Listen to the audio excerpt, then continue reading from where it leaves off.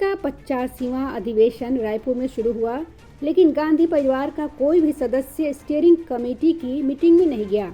Meeting शुरू होने से पहले ही बता दिया गया कि मल्लिकार्जुन खड़गे को फ्री हैंड देने के लिए गांधी परिवार का कोई सदस्य मीटिंग में नहीं जाएगा। इस पर मुझे वह दिन याद आ गया जब कांग्रेस मुख्यालय 24 अकबर रोड पर कांग्रेस कार्य समिति की बैठक हो रही थी। सीताराम केसरी कांग्रेस अध्यक्ष थे।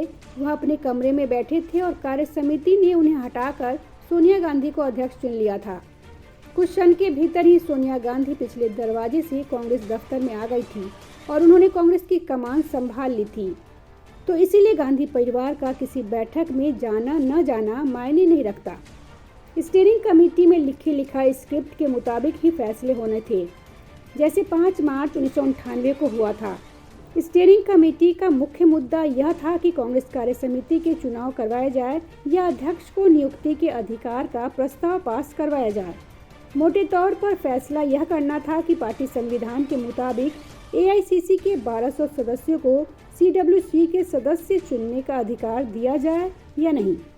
अब मल्लिकार्जुन खड़गे ही कार्य समिति के सभी सदस्यों को मनोनीत करेंगे, यानी गांधी परिवार लिस्ट बनाकर उन्हें थमा देगा।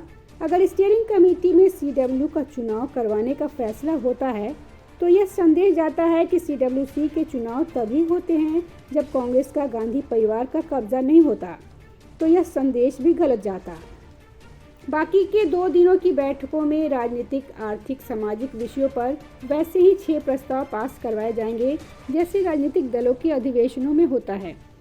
लेकिन अधिवेशन इसलिए ज़्यादा अहम है कि त्रिपुरा, मेघालय और नागालैंड विधानसभाओं के चुनाव के बाद इस साल होने वाले बाकी बची 7 विधानसभाओं के चुनावों और अगले साल होने वाले लोकसभा चुनावों से पहले कांग्रेस का यह आखिरी अधिवेशन है। तो मोटे तौर पर यह तय किया जाना है कि विपक्षी गठबंधन की तस्वीर क्या होगी।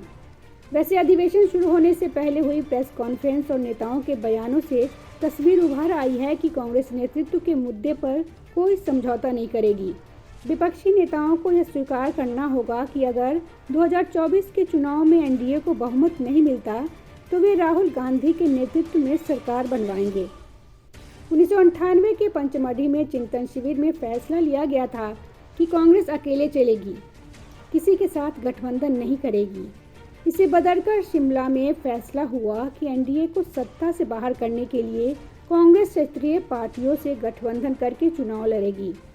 इस तरह चुनाव से पहले सीट शेयरिंग और चुनाव के बाद गैर भाजपा दलों ने मिलकर UPA बनाया, जिसने 5 साल के शासन के बाद 2009 में भी जीत हासिल की थी।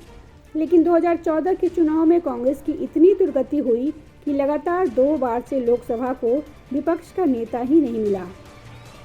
Bureau report, public news.